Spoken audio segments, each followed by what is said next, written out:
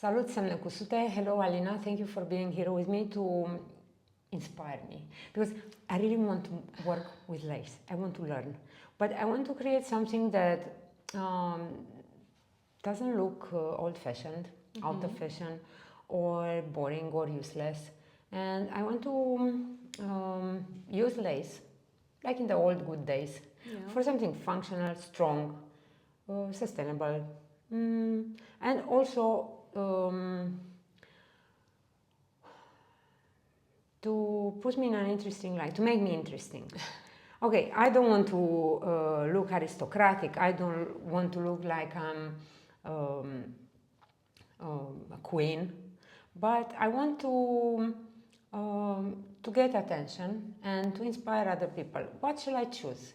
Because from what I've learned already, there are so many types of lace, and we can put it everywhere, around our neck. I don't want to stay with a fluffy 10 kilograms of lace around my neck, just to prove that I can. I don't want to have lace around my wrists, because I want to move free. I want to drink coffee with no fear that I will spill all the glasses. I want to wear lace, but not to look sexy in this way that was, no. I don't want to look like I'm wearing the underwear on top of my clothes. So what shall I do? Where can I use lace to be in the middle, in between all this? Well, let's see how it was used before, in order to know where we don't want to go. And then let's try and find out if there's a different way of using it. You'll send me to the library again. Yes. Every trip, anything I ask you, the library is the first point. For me at least, because you need to understand what was before, in order to understand where you want to go next. Unless you don't know what was before, then you are probably susceptible to make the same mistakes. And we don't know that. Or to recreate the wheel and then be happy that... On the other hand, yes, you can... reinvent the wheel, the hot water and the electricity. You want to see the difference, to see the techniques and what you can do with them today. Yeah, okay. This means we already have some studies. Oh yes, at least for since the 19th centuries there were books that were published. They were published now. They are published nowadays too. Actually, updating all the different type of laces that evolved meanwhile. So the lace didn't stop actually evolving. So the books are becoming bigger. Yes, and some of them are obsolete maybe already.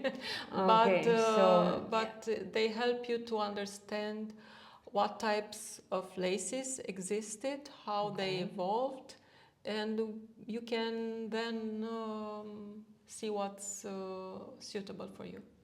So I have to read the history of lace. And what if I don't have time, or what if I can't stay still and read page after page? Because I'm used to receive information in compact form, easier, faster somehow, and maybe not so much in detail.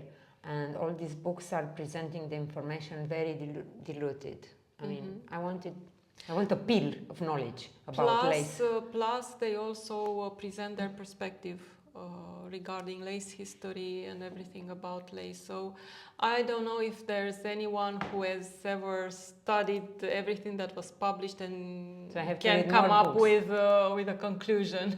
So it's not just one book, I have to read more books. Because those are only few of them that I believe are important, because they actually give you a tour around the lace history and the main lace types. Well, when I see this cover, I'm tempted to choose this book, because looking at who published it, DMC, huge producers of threads, I would tend to imagine that it's more inclined towards practical issues. So I assume that they will write a few pages about a little bit of history, and then they will throw me into tutorials or tell me how to do. They will show you a few and eventually techniques. They will explain that their threads are better than anybody else's threads, and they will convince me to buy DMC threads in order to start. Exactly. They will show you a few pages of text describing everything you just said, and then you will have like 20 or more pages with patterns, and for each pattern they will describe exactly what thread you would use. So their main interest is to sell me their products, which are, I can understand, fully dedicated to these crafts, because they have a huge range of products and yarns, and probably they have studied all the techniques in order to be able to create products dedicated, applied for this and these techniques. So it is somehow practical and trustworthy, because probably they won't bore me very much with the history, but they will tell me, this is nice, this is called like this, it started in Italy, if you want to do it, get these yarns and start doing it, right? Yes. And how valid is such a book in terms of knowledge and history, if their main purpose was to document it in order to sell products? What do you think? I think it's still value, because you have patterns that otherwise were not. It wasn't easy to find in those days. There are some patterns that were published even in the 16th century. Those are very well known, and they were republished soon. So people who really are into this type of lace and they would like old patterns, they would go to such I like old books. Patterns, so I might be interested. But then, on the other hand, the other book is very tempting. The Greek thread work. Even the title, it helps me understand that lace is just a little part of what they call thread work. And they don't refer only to extra yarn that you are bringing into equation. When I read Greek thread work, I quickly realized that it might be related with the threads in the fabric also. So I think the term that is used is covering more techniques than the other one.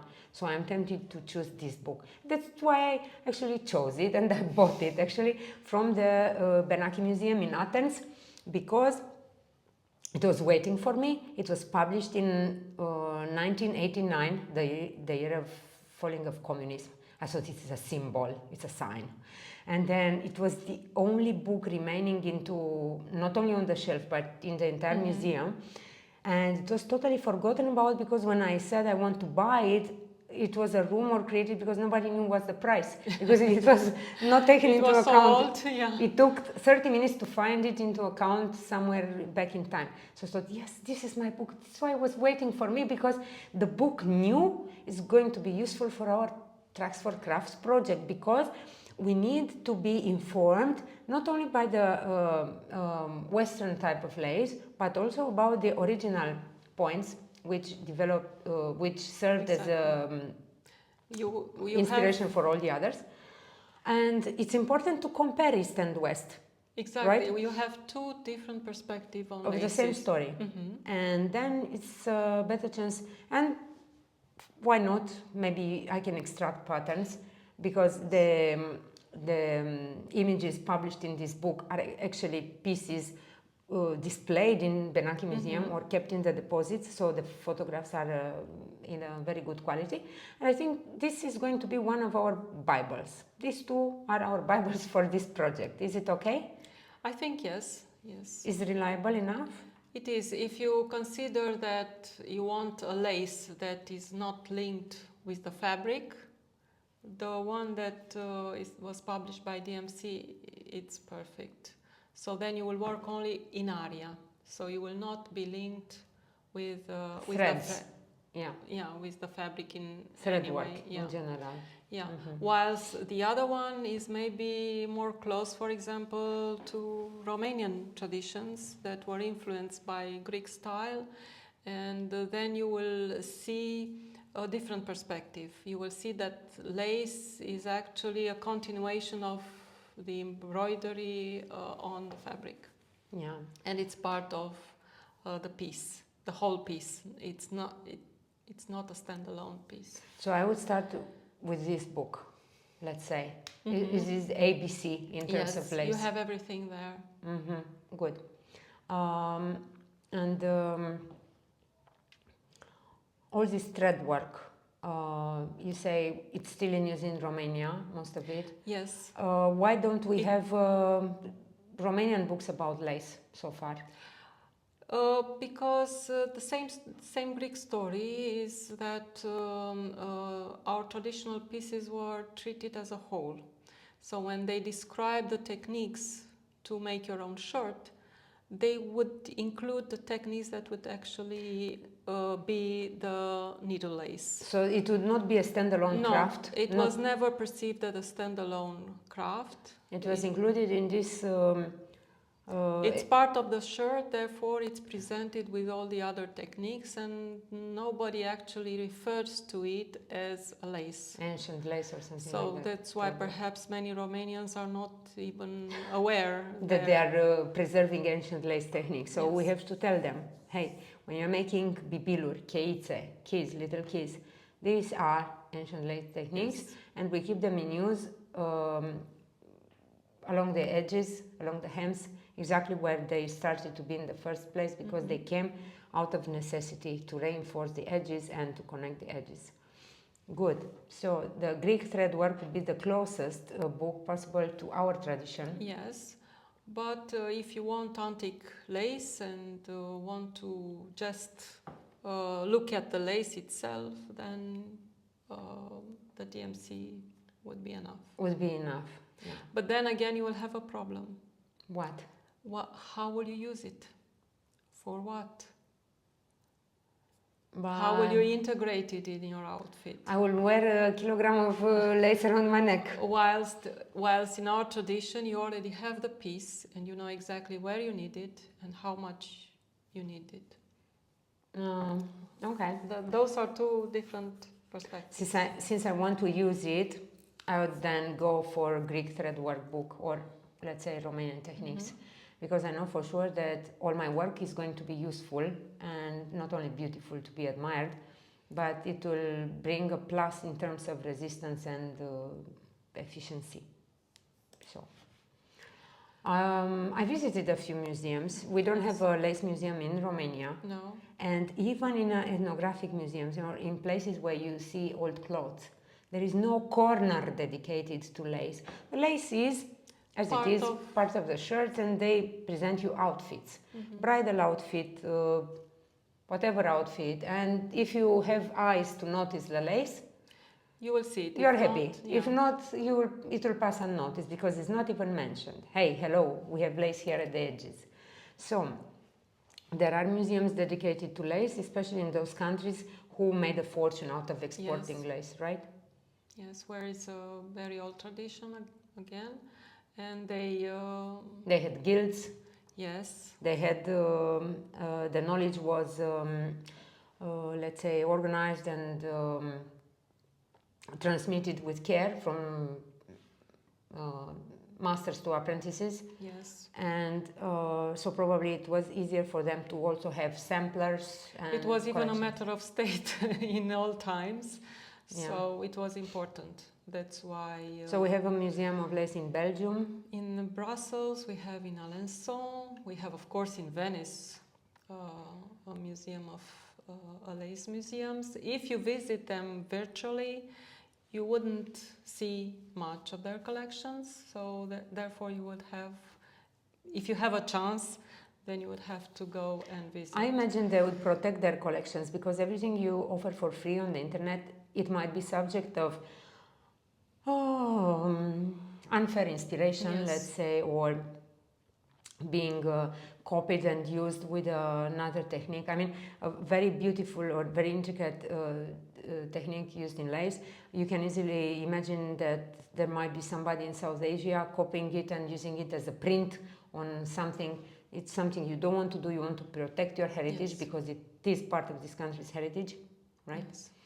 So yeah, I think I would keep it rather secret as well, but Let's also remember that there are lace museums, because you can simply Google it. Just go on Google Maps and say lace museum, and you might have the surprise to find a lace museum in Poland, because they also have a technique that was included in the intangible heritage list. There is a lace museum in Slovakia, in Slovenia, in Hungary probably. I'm not sure if in Hungary is a museum, but there are, especially where the lace were already included in. For instance, in Greece, in Athens, I could not find specially dedicated museum to lace, but I knew for sure that it's going to be lace in Benaki, not the Islam Benaki, because there are two of them. I knew for sure there is going to be lace in the Museum of the Hellenic Nation, which after the 1821 revolution, it started to speak about the Hellenic nation as like never before. And yeah, definitely I know the outfits were full of lace at the time. I know for sure that you would find lace for different for each island in Greece. And also Cyprus will have their own lace, not as part of Greece, but okay, the islands, Cyprus, Crete. Just like in Western probably Europe, Sardinia, the lace. Corsica. You'd expect all the fishermen communities to have developed their own forms of lace. You expect lace to be in the south of Spain, in Portugal, why not? I don't know. Yes, it might be. But a lace museum in Romania is difficult to imagine at this moment. No. Maybe imagine that we don't have a museum for a proper museum dedicated to the effects of communism, because at this moment the legislation and the policy is not exactly oriented to building new museums. Right? So there might be private collections, and I guess this is a form of the civil society, a way in which they decide, okay, as long as the state is not protecting this craft, let's do whatever we can. And you might find in Romania small collections in villages in south of Transylvania where many techniques met. Yeah. Right. So it is maybe important to mention Mândra, close to Făgăraș, in Brașov County. They have a small collection of traditional pieces, and many of them also include lace. Hopefully we will have a museum dedicated to lace techniques, not exactly to lace, but to lace techniques in Kirpar, because we already have the house for it. We just need the funds and the project in order to create this museum. Another museums. Yes, more museums. The Smithsonian has an important lace collection. We have the Nottingham Castle with a museum dedicated to lace. Why? Well, because also they present the machine, the first lace machine. Yeah, that's how the lace became, let's say, mechanized somehow. It was produced mechanized, also affecting the homemade lace makers, because they were depending on lace making for a living. For a living, and once this one appeared, actually took them out of business. And it's important also to remember that many engines and machineries are to be seen in the Science Museum in London, because if you think about it, it was in UK the place where the textile industry started to become an industry in the modern sense. They had the coal, they started to exploit coal in order to put all these machines to function. Many of them were working with steam, and if you think about it, you imagine something quite dirty and noisy and huge, because these engines are huge at the time, creating something so delicate like lace. Yeah. They didn't start with complex models, they start with small pieces that were used mainly in Battenberg lace or others, but in time they evolved. For sure. And they took over all the lace making, hand lace making. That was happening in England? Europe. Yeah, in England Europe? and then in Europe, of course, but it spread it because the demand was high. And so you have cheap cotton because you use slaves for labor.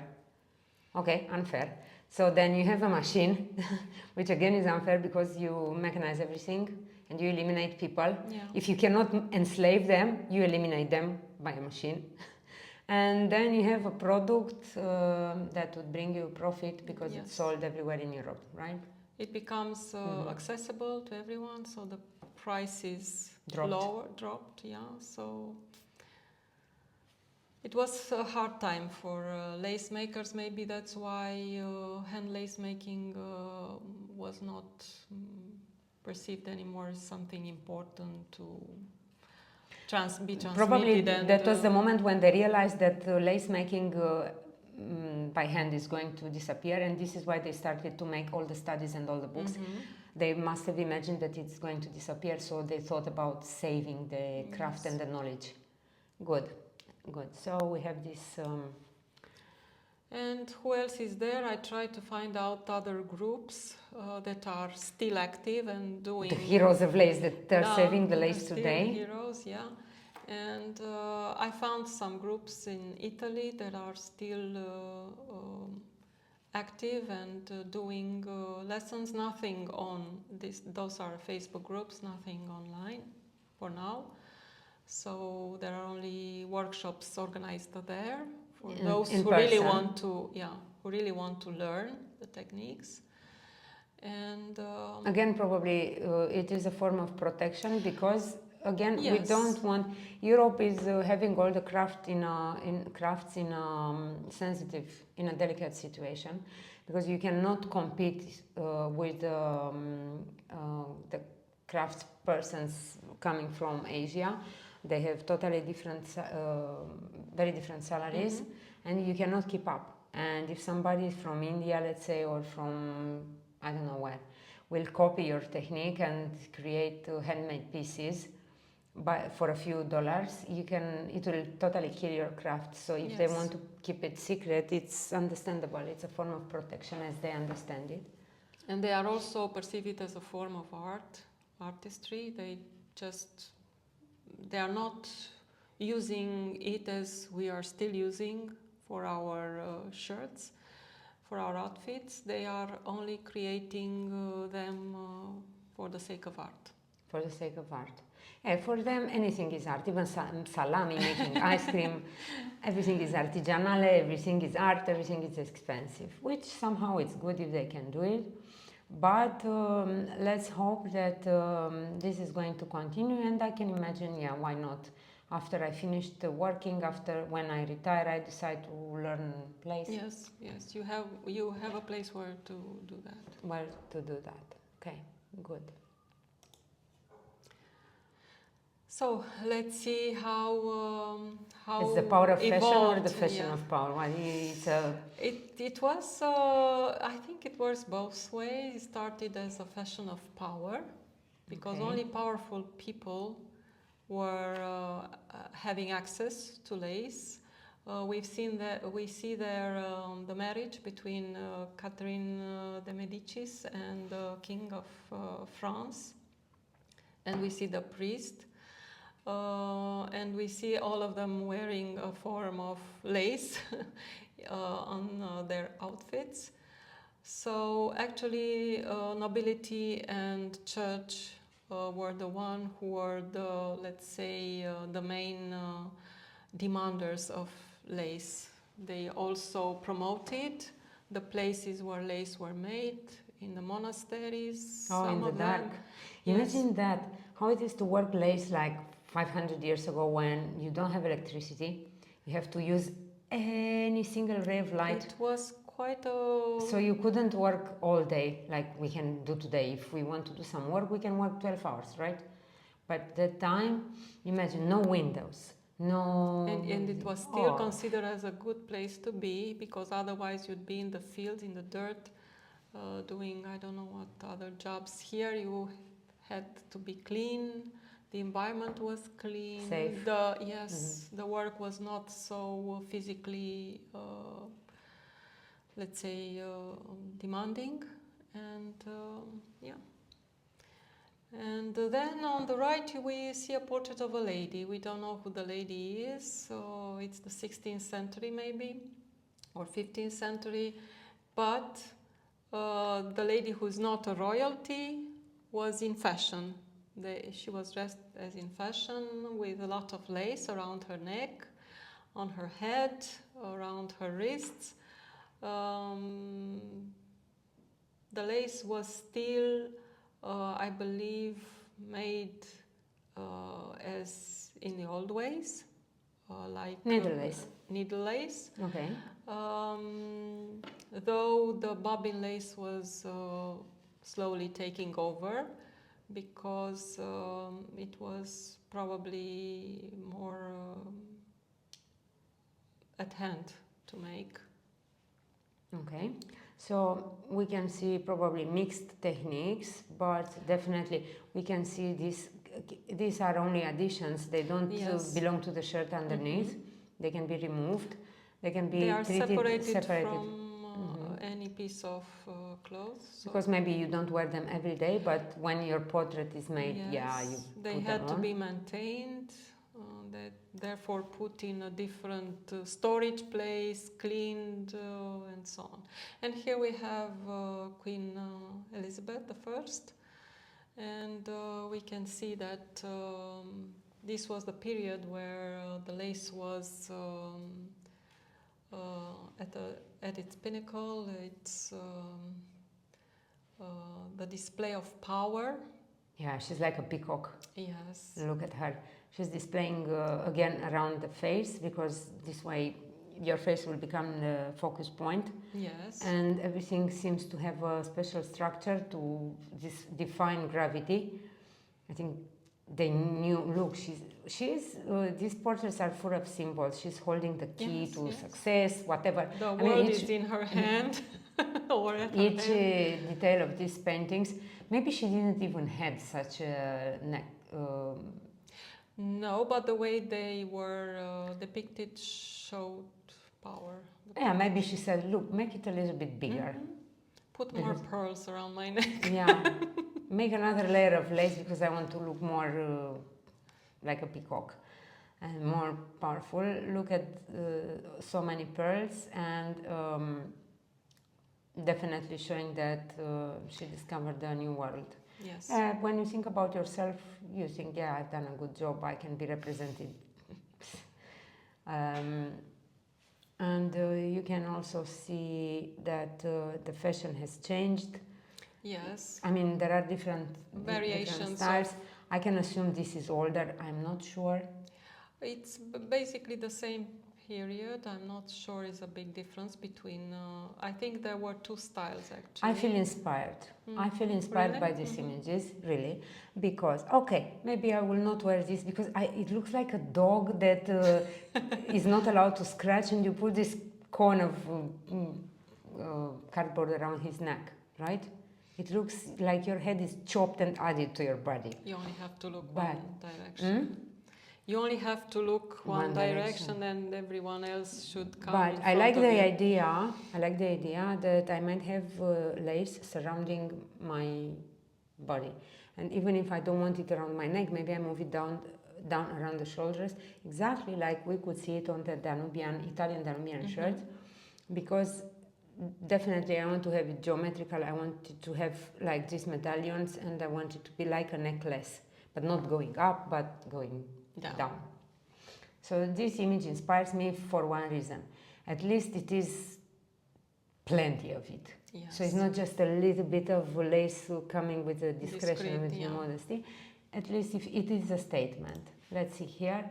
Exactly what I am not so happy about. The fashion changed, yes. It's a century later. The fashion changed. But still we see the lady who had more laces than she needed, and she put it on her coat.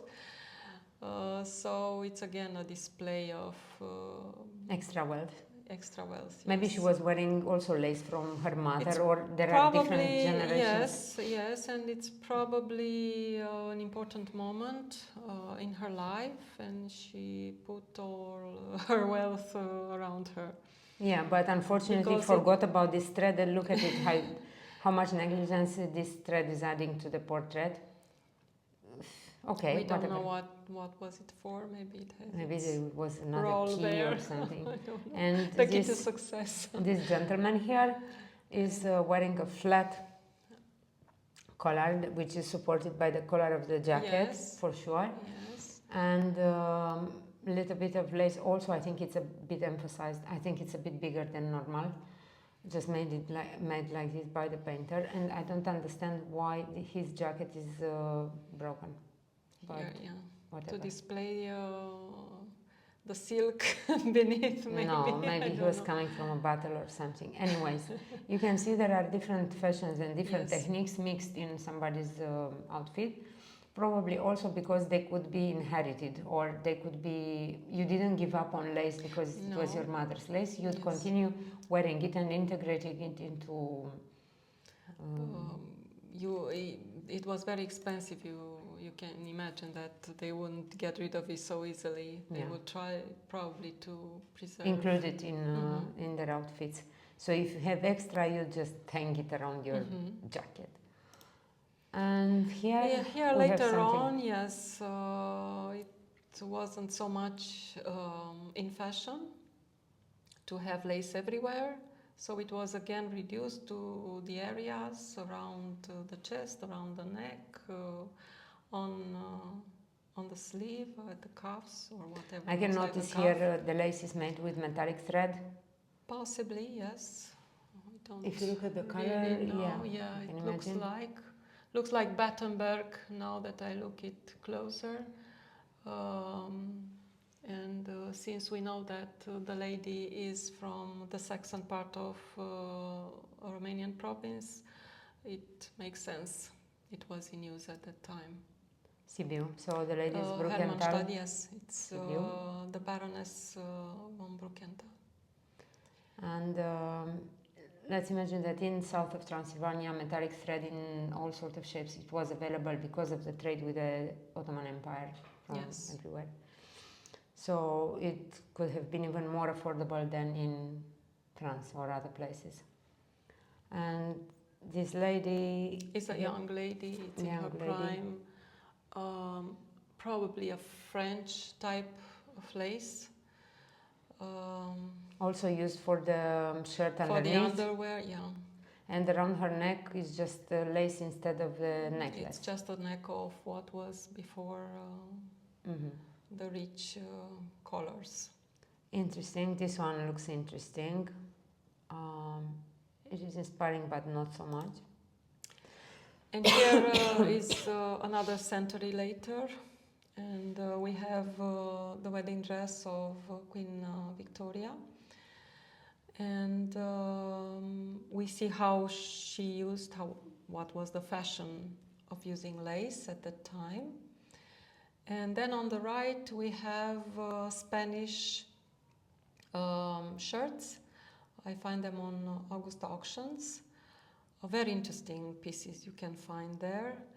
And if you look closer, and we have some close-ups, you will see the techniques of needle lace, very much similar with some of how we use it except in from Romania. the patterns, which obviously they look strange for us. The techniques are exactly the same.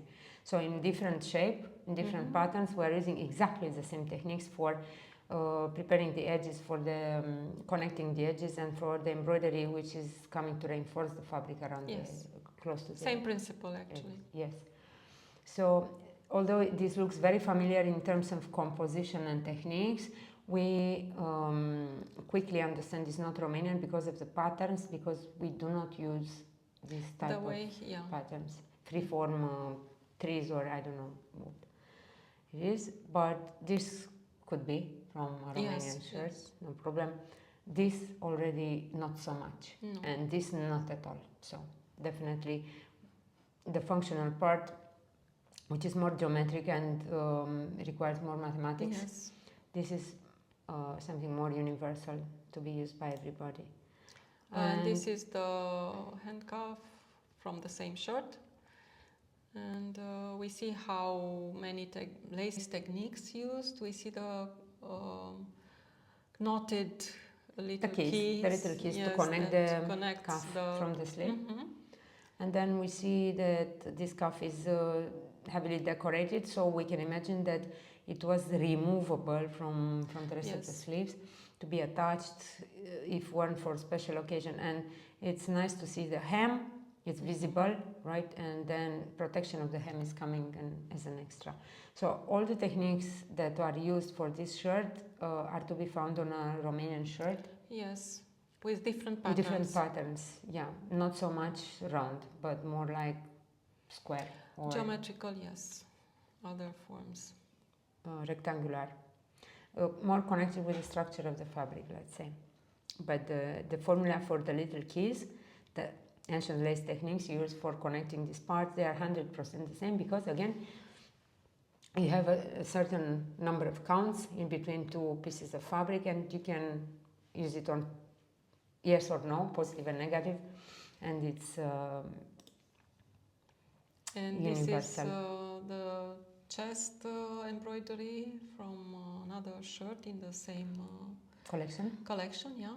And we also see pull thread, we see needle lace, knotted keys, little keys, we see the hem adorned with exactly like I have on my shirt in this moment. So it's not something that, it's something still in use. It's very familiar to and the white embroidery down, also similar to what we use on Romanian shirts.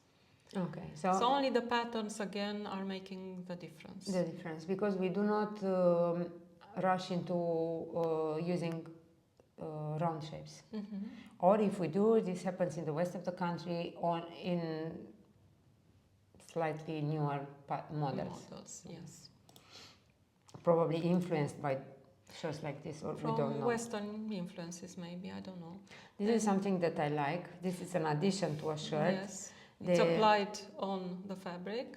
Yes, on top of it, to reinforce the mouth of the shirt, the opening of the shirt in front, because it's a part that if the shirt doesn't stay fixed in the waist, in the belt, it will move. So if you have extra weight and extra resistance, it extra helps keep the shape. It will give it shape, it will give it resistance, it will not...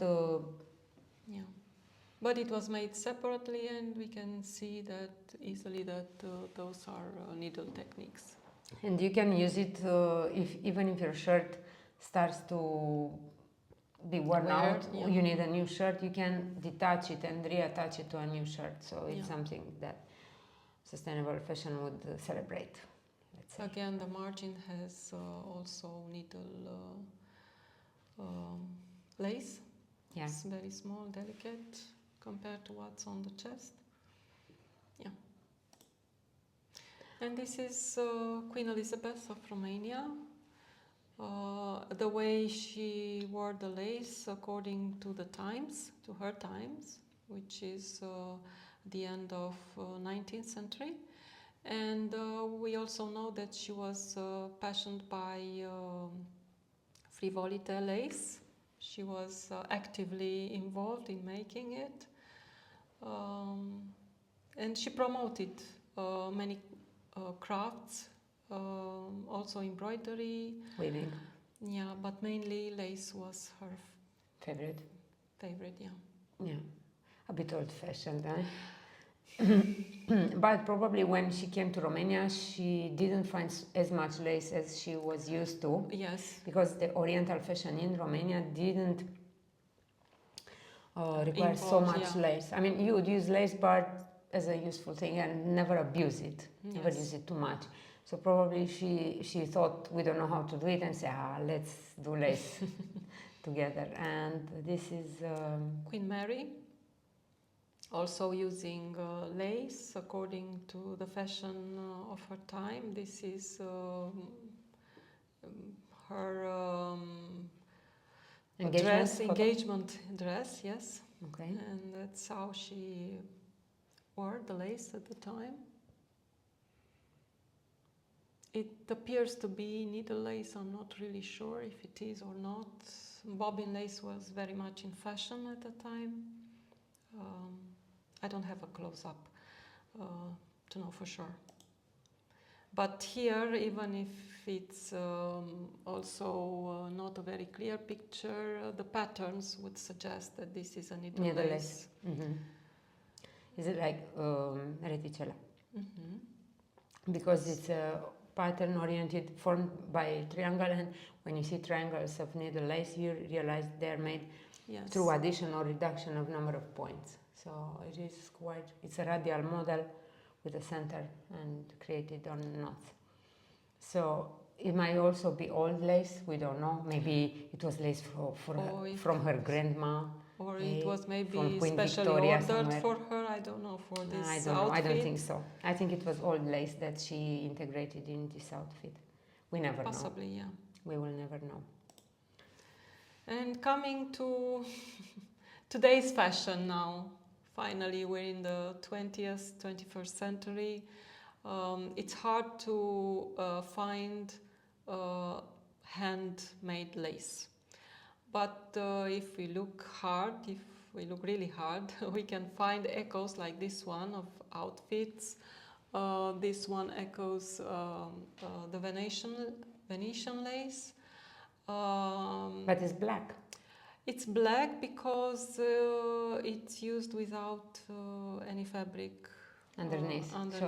So in order to stand out, yes, it's a very nice outfit. Actually, it was quite hard to see lace used only to emphasize any part of the outfit. In the 20th century, more common is to find a whole dress made out of lace. Of course, we are not speaking of hand lace anymore. This is industrial lace. But this one echoes an old style fashion, so brought in today's. So lace is used like pretty much like a piece of fabric. It is produced in large dimensions. That's how we use and it. And you cut it and today. whatever. Okay, this is a evolution, whatever. But it's difficult to give value to it when it comes available in kilometers of lace.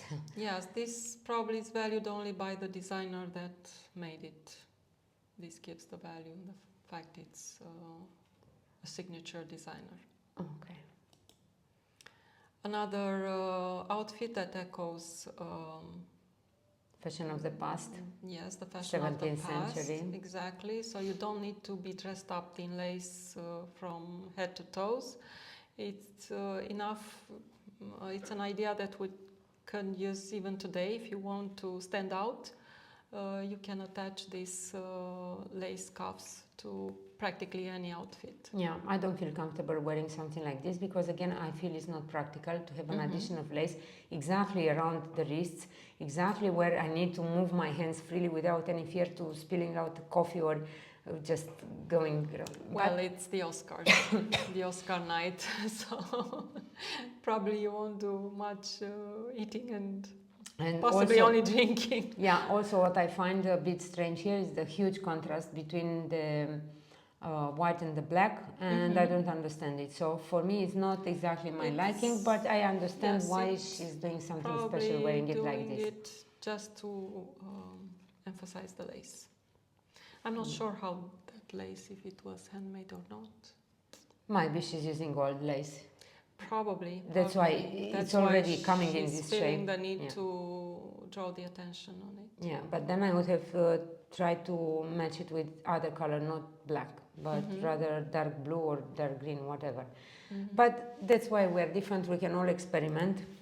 And again, black and white, which is a huge contrast for me. Black and white, and again, the lace is actually the star in this outfit. It's not the whole outfit, but it emphasizes. Yeah, it looks like the French lace here, And it emphasizes a rather, let's say, business-like attire, adds a little bit of femininity to it. Yeah, so everybody's, if you think about Jane Fonda and her activity, again, it makes sense to imagine why she would mix business-like collar, sign of power, with symbols that lace is bringing. And here it's even better. It's even better example. It's Ruth Bader Ginsburg, who was a judge at the Supreme Court of the United States. Creating a lot of change in her career. Yes, and she felt the need to somehow make a stand that in the world dominated by men, she can still be a judge and feminine, and bringing lace into. Even though she's a feminist, she would not stop being feminine. So different styles. The one in the left was worn during, I don't know how to call the installment of President Barack Obama, and you can see that it's influenced by African I didn't styles. know it's African style, but okay, if you're saying so. And the one in the right, I don't really recall the occasion, but it's definitely an old piece that she used it in this way. Again, she had using lace for an image and for sending a message. So she's not making a fashion statement here, but she's making a statement regarding probably human rights and many other things she militated for. And here it's how you can be a star yourself, maybe even upcycling one of your outfits. I'm sure this one was made especially or bought as is, but you can copy the style at least, using lace to match with one of your blouses, to add more femininity to a business-like But attire. we saw so many images of men wearing lace. Why you keep calling it you add femininity? When yes, you can add... this is something that I wonder myself. Why we come to consider lace as feminine. Yes, we saw so many. I will go back and let's go back to other lessons where we saw I think men. It's actually It started as a symbol of power for men, and all of a sudden, at some point, men considered it too feminine. I don't know. We all started to judge it this way. I don't think so. I think it is what fashion made out of it, because they simply excluded it from the men outfits. But I'm not sure how much it will appear today. But honestly, I don't feel more feminine if I add something with lace on the edge of my vest. Not at all. It would not cross my mind that this would be about being more feminine. For me, it was I don't want to have a huge contrast between a straight cut and rigid cut for this blouse with a pale skin underneath. So I will bring something in between in order to make a connection. I saw it more like I don't need the jewelry, I could put some lace, for example. Because here you can see with the white, she's not using the same, because the contrast is not as big. It's not like you break your body into pieces. And this is just a transition between nothing and black. So this is what I thought of it. So I can see men wearing lace with no problem after what I saw in these classes about lace. And again, here it's the same contrast that doesn't feel right for me, black and white. Where again, I don't understand why is she using black lace to support the white top, but whatever. Because it's again... It's a matter of choice, Yeah, it's a matter of choice. And how you feel comfortable. And probably by this time, everything is made by machine. Everything is yes. Everything is made, I don't know, maybe with addition of lycra or polyester in order to make it perfectly fit on the body, because with normal lace you cannot do really something like this. But again, definitely everybody has a message, and we can experiment. At least we can experiment. Also, if we are afraid to wear it, we can hide it in our homes. If we like lace so much, but we don't want to be... or maybe we have old lace in our homes and we don't know what to do with it. Yeah. If we want to display it, there might be some ideas on how to do it. Nobody will see it, just ourselves. I don't know. Let's try and see. And you can dress up the pillows. It's important to mention that proper lace, handmade lace, is not to be cut. It's not like you have meters of it and you cut it, because it will disintegrate. You have to create lace on a certain dimension, a certain size, and that has to fit the dress or the sleeve or anything you... Yes, if you want to recycle, do it responsibly.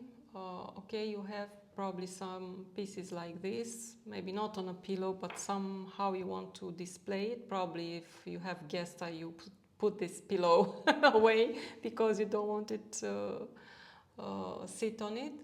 But anyway, you have to think carefully on how you want to repurpose it. Yes. In this moment in time, so many young people, they have the problem that they cannot rent a place. They don't have enough, there are not enough living spaces for youngsters. I don't think that decorating their homes with lace is a problem on their mind, because they don't have a place to live. So the society and the politicians have to solve this problem first, and then we'll see if lace will fit in a corner somewhere. But let's have a roof. Everybody, let's make sure that everybody has a roof above their heads, and then lace definitely will flourish, because probably that's another issue, and politicians and institutions are wondering why are not young people interested in crafts, or attracted, because they don't have work, they are not paid properly, it's the biggest percentage of unemployed in this category of age, and they cannot afford to pay a rent. They always have to share an apartment with somebody, and then you also have to share the taste into bringing lace on my pillows. So come on, this is the last problem the young generation have on their mind. So at least what we can do is to preserve these crafts until the moment when all of them will have wonderful houses, and we'll try to say, let's decorate my house now. Okay, and this is another way you can use. Actually, you can use lace because you can pin your earrings into it. And yeah, why not? Why not? Because it's also useful. You can see your earrings, you don't lose them. Yeah. If you don't have a cat. It's in plain sight, so but if you have a cat, already this this suggestion is not practical. This is something, if you gather old pieces, or if you inherit, or if you find them, because there are people finding lace in the garbage. So if you want to decide, okay, it's a shame to be wasted, you can bring it, wash it, you can color it, because there are so many dyes. You can do it with plants, and you can hang it, just because it will filter the light, and it will give you a better mood in case you don't have a good mood already. This is somebody's kitchen. You can see the knives, and while washing the dishes or chopping the onion, you can dream about lace. And dream catchers, I don't know, you put this with a few feathers and you'll catch beautiful dreams. So there might be a chance for lace in home decoration, although the lifestyle is changing a lot. Yes. And this is also something that I would use lace like this if I would have leftovers of lace, or if I found old pieces, because I don't have to cut it, I don't have to, I just have to arrange it in a way, and I would simply resize or reshape the fabric to give me this, so I can see my neighbors, I can spy on my neighbors, and they won't be able to see me, because see, I'll be hidden, but I can still see a little bit. And if I would have a cat, the cat would be delighted. To play hidden. with it. No, hidden behind, because they hunt on the window. Oh, okay. So if you have a cat, If you have a house, if you have a cat, then there is also a good use for lace. I don't know what to say. I am tempted to try lace, honestly, but not in such big quantities. Yes. I want to use lace in healthy doses. What I consider healthy doses is something like 10% out of the outfit, to be not more than 10%. I want it to be lace. And I want it to be useful for something. And when I think about lace, I think about these properties of being a little bit elastic. So I'm tempted to try and see if ancient lace is the lace for me. Made with a needle. And I'm going to create a piece that I can use and change, because I got inspired, and I can remove from one blouse and use to another and to another. And let's see, do you think it's quite fast? Not quite fast, but it becomes addictive. That's what I can. Addictive? How can you get addictive? I don't know. I enjoyed my time making lace, and I could hardly wait to have the time to work a little bit more. So for me, it was addictive. So it's rewarding because probably you finish a little figure, and this is rewarding to see. Yeah, I finished that. More, and once you see it all completed, you have such a feeling of satisfaction and sadness, probably, that you finished it. No. You feel like you have achieved something big. Yeah, I'm going to try with a needle because it's my favorite tool. And please promise that we're going to have video tutorials for all the ancient techniques. Yes. Because maybe there is somebody else like me curious to explore why was lace created in the first place. Because maybe it was not created just to hang on the window. No, or just to be separate in area somewhere. It's just... Let's see. Okay, thank you very much, Alina. I feel a little bit inspired already, but I need to learn more before deciding for what type of lace should I learn. Inspired now. So, thank you very much, mulțumim, and see you very soon.